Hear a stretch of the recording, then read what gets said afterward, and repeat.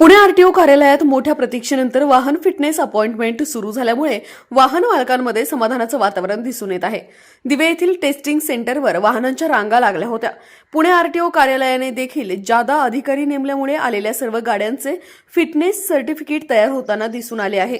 कार्यालय प्रमुख अर्चना गायकवाड, उपप्रादेशिक परिवहन अधिकारी स्वप्नील भोसले यांच्या प्रयत्नातून वाहनांचे फिटनेस सर्टिफिकेट काम पुन्हा सुरू झालेले आहे।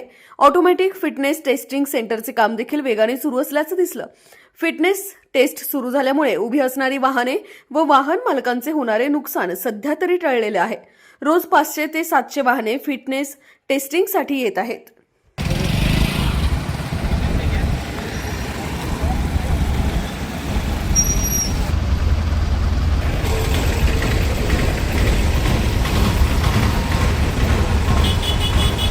अशाच नवनवीन बातम्या व घडामोडी पाहण्यासाठी आमच्या चॅनलला लाईक, शेअर व सबस्क्राईब करा।